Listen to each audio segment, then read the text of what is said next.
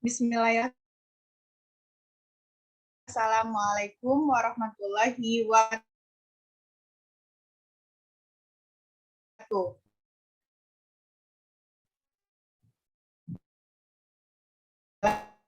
Kami dari kelompok mempraktekkan untuk analisis hal. Cara menggunakan data uji coba soal sehingga didapatkan data tentang validity, reliability, daya beda soal. Materi pertama yaitu pengertian anates akan dijelaskan oleh rekan saya Mutia Trifatma. Kepada Mutia. Baiklah, terima kasih kepada moderator. Baiklah, di sini saya akan menjelaskan tentang Anates. Anates merupakan program aplikasi yang dikembangkan oleh Dr. Karno MPD dan Yusuf Wibisono ST, mampu menghitung analisis butir soal secara cepat, mudah, dan akurat. Apalagi aplikasi ini berbahasa Indonesia.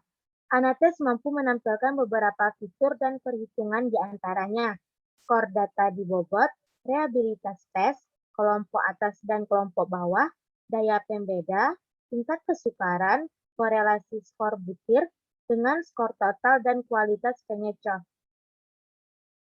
Keefektifan yang ingin kita tinjau pada penerapan aplikasi Anates ini adalah waktu yang dibutuhkan untuk menganalisis keakuratan hasil analisis, kemudahan pengoperasian, dan kemudahan dalam membaca printout.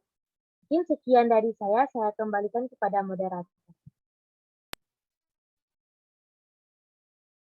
Terima kasih atas penjelasannya dari Mutia. Baiklah, saya akan memaparkan fungsi program Anates. Fungsi program Anates yaitu yang pertama menghitung skor, skor asli maupun yang dibobot. Yang kedua menghitung reliabilitas tes. Yang ketiga mengelompokkan subjek ke dalam kelompok unggul atau kelompok asor. Yang keempat menghitung daya pembeda. Yang kelima menghitung tingkat kesukaran. Yang keenam menghitung korelasi skor butir dengan skor total. Dan yang ketujuh menentukan kualitas. Sekian yang fungsi yang dapat saya sampaikan, saya kembalikan kepada moderator. Terima kasih atas penjelasannya dari Restu. Selanjutnya, ini untuk mempraktekkan cara membuat program Anates kepada Dini. Baiklah, terima kasih moderator. Saya akan mencoba untuk mempraktekkan bagaimana penggunaan dari Anates ini. Nah, pertama kita harus mendownload dulu aplikasi Anates. Nah, di sini sudah saya download aplikasi tersebut. Kemudian kita buka. Nah, di sini kalau kita menjalankan atau menganalisis pilihan ganda ataupun uraian, nah di sini ada pilihannya. Kalau misalkan pilihan ganda, maka kita harus klik pilihan ganda. Nah, pada kesempatan kali ini kami akan melakukan analisis tersebut pada soal yang pilihan ganda. Kalau kita klik, nah di sini dapat dilihat ada buat file baru ataupun baca file yang ada. Nah, untuk yang pertama ini kita akan mencoba dulu untuk membuat file yang baru. Kita klik ini, kemudian di sini untuk jumlah subjek ini merupakan misalkan jumlah peserta didik yang melakukan tes tersebut. Nah, kalau jumlah butir soal berarti berapa banyak soal yang kita lakukan, yang kita buat pada soal itu. Nah, kalau jumlah pilihan jawaban ini itu ada ada 5, di mana itu ada A, B, C, D, E. Kalau misalkan kita jawabannya cuma sampai D, berarti ada 4. Nah, di sini kita membuatnya sampai 5. Nah, misalkan di sini kita membuat ada 10 peserta didik dan soal yang kita gunakan ada 10 butir soal, maka kita klik OK. Nah, di sini dapat dilihat, nah ini barisan yang ini merupakan kunci jawaban per unit soal. Nah, misalkan ini untuk soal pertama kunci jawabannya A, yang ini B, misalkan seperti itu. Nah, ini C, D.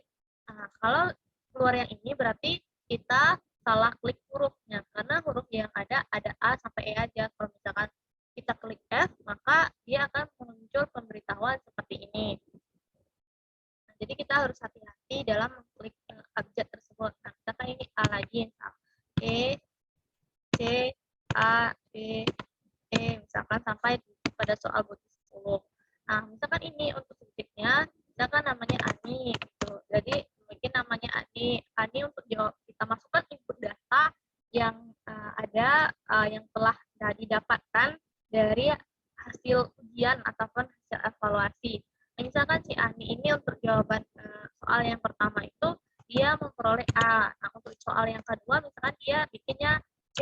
Misalkan ininya C juga, terus ini A, E, dan yang jawaban soal yang nomor 6-nya dia bikin misalkan A lagi gitu. Nah, dan seterusnya seperti itu. Misalkan seperti itu.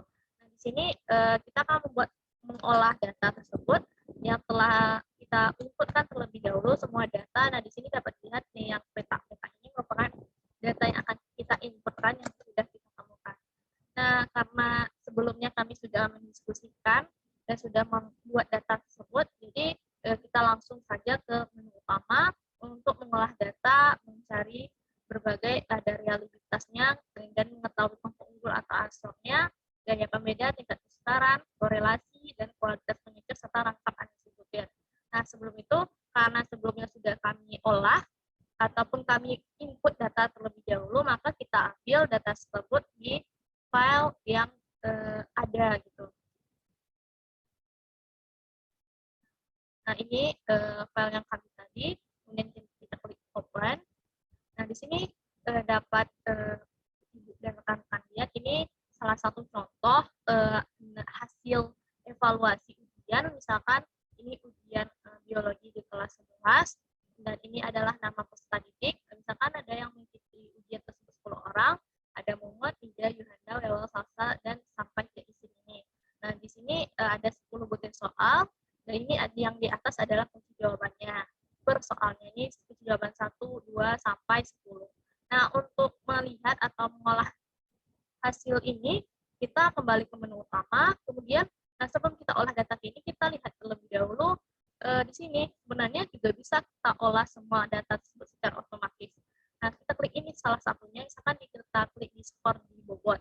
Nah, kita dapat dilihat di skor yang kita peroleh, di mana misalkan yang Mumut ini yang benarnya ada 7 dari 10 soal dan 3 salah, maka skornya 7. Nah, kalau misalkan kita mau ganti bobot, maksudnya nilai per soal, misalkan satu soal nilainya 20 misalkan.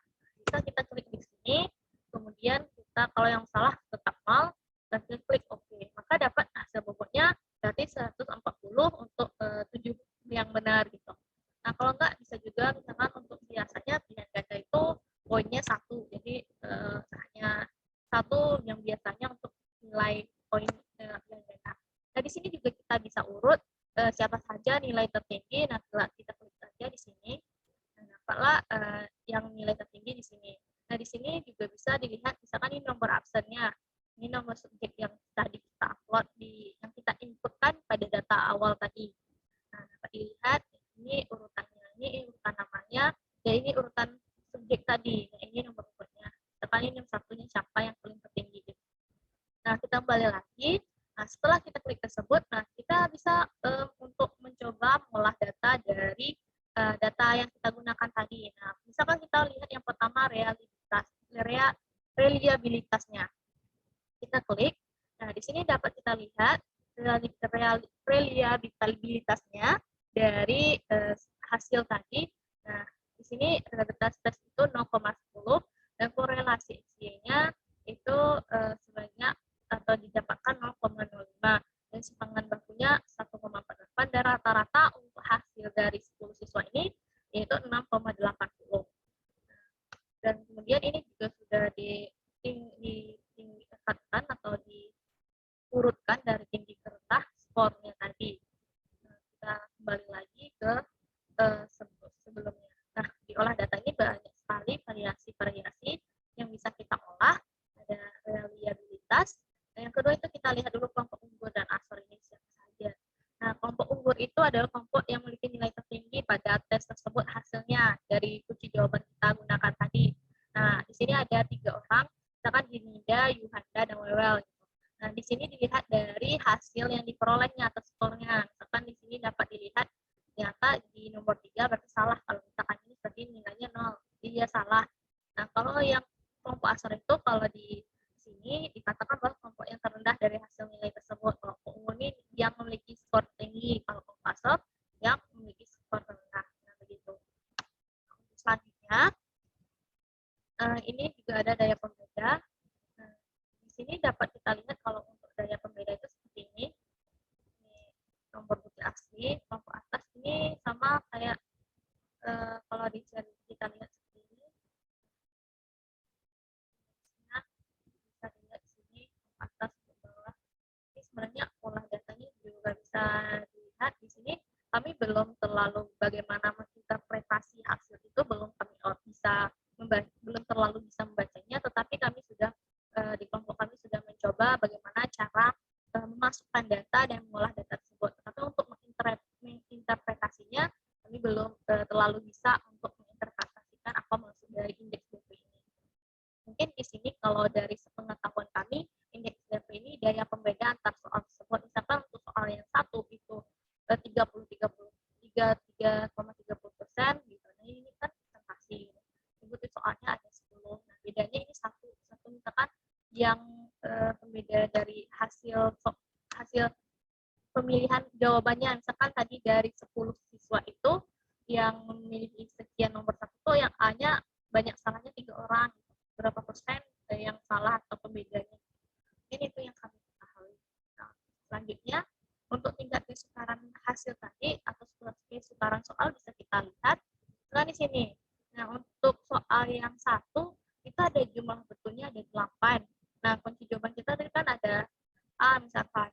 Untuk soal satu tuh ada 2 orang yang salah, jadi tingkat kesukarannya ada 80%. Berarti untuk kalau banyak yang benar berarti soal tafsirannya mudah gitu. Nah, kalau misalkan untuk bukti asli yang nomor 2, maksudnya di soal nomor 2 ada jumlah betulnya 5, berarti 50% untuk tingkat kesukarannya, kesulitannya gitu. Jadi dia sedang. Nah, sangat mudah dan sangat mudah untuk soal tersebut. Begitu. Nah, untuk selanjutnya kita kembali lagi ke menu utamanya. Nah, di sini kita juga bisa melihat korelasi skor butir dengan skor totalnya. Kita klik saja. Nah, di sini dapat dilihat bagaimana signifikansinya. Nah, sangat signifikan, berarti ini berarti udah lumayan bagus gitu. Dan untuk 6 ini berarti dia minus. Kalau diartikan mungkin kurang bagus gitu untuk info signifikansinya. Ini lebih lanjut, bila dapat dikatakan di sini data signifikansi koefisien korelasi sebagai berikut. Ini dapat dikirakan. Nah, lanjut lagi ke komponen utama.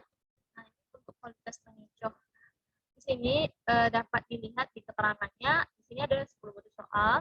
Kalau ada bintang 2 berarti kunci jawabannya, plus 2 sangat baik, dan plus 1 baik, plus minus 1 kurang, dan minus 2 buruk, dan minus 3 sangat buruk.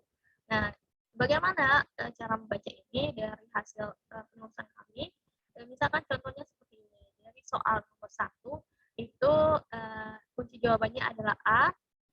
Nah, dilihat tanda bintang ada 2 berarti A. Berarti ada 8 orang yang menjawab A yang benar. Nah, yang misalkan yang jawab B berarti ada 1 orang sangat buruk, berarti salah gitu. Untuk jawaban C, D, E-nya ada 0, berarti nggak ada ya, yang nggak ada yang menjawab gitu.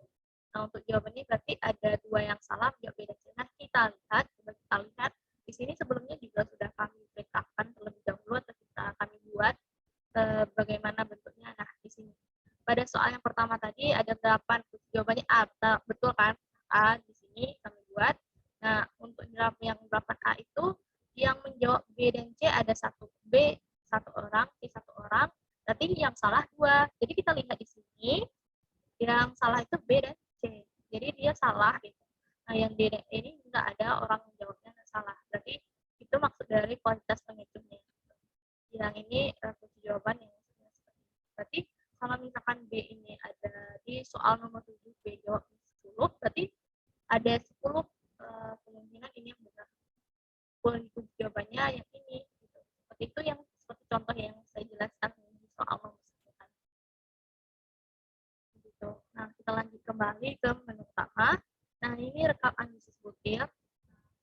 Butirnya hasil dari tadi yang sebelum-sebelumnya yang ini. Reliabilitas, kelompok yang tingkat sebelumnya. Bisa direkap tadi semuanya gitu. Bisa dilihat ada analisis tes dan semuanya yang ada sudah sebelumnya yang telah dijelaskan. Nah, kalau misalkan tanpa ini pun sudah bisa kita lihat diolah oleh sistem atau program ini, kita klik saja diolah semua otomatis ini. Klik.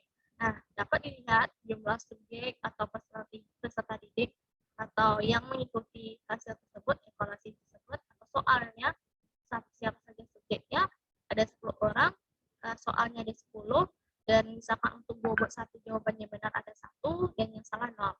Nah, keterangannya ini datanya diurutkan dari tinggi kerendahan. Lihat skornya 9 dan seterusnya. Nah, ini reliabilitas tesnya juga dapat dilihat ada rata-ratanya berapa, timbang bakunya berapa, korelasi XY-nya berapa, dan hasil reliabilitas tesnya berapa. Kita dilihat di sini. Nah, di sini juga langsung ada bagaimana kelompok unggul dan askornya, kelompok yang memiliki skor tertinggi dan yang paling rendah, yang paling rendah juga terlihat di sini berapa jumlah skornya. Nah, kalau yang ini nih berarti dia yang salah. Kalau misalkan nanti di soal nomor 3 itu jawabannya ada berbeda dengan hasil yang si Nida misalkan. Juga seperti itu untuk yang lain kita lihat. Berarti si Nisa ini untuk soalnya nomor 3, 4, 5, 6 ini berarti dia salah, tidak sama jawabannya dengan jawaban. Juga bisa dilihat lagi bagaimana untuk daya kita dan tingkat kesukaran soal tersebut.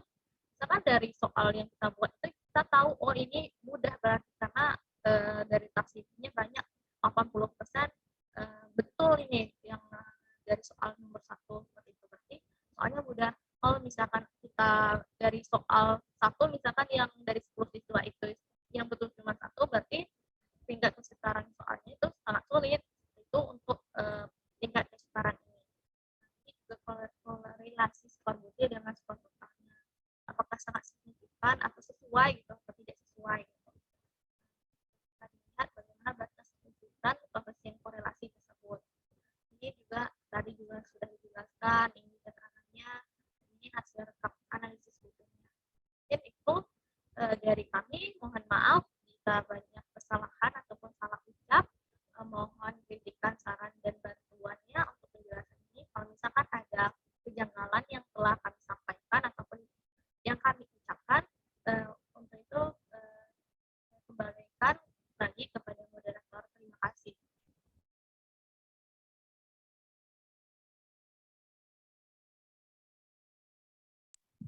Terima kasih atas penjelasannya dari Dini. Itulah yang dapat kami sampaikan pada video kali ini, yaitu tentang penggunaan program Anates untuk analisis soal.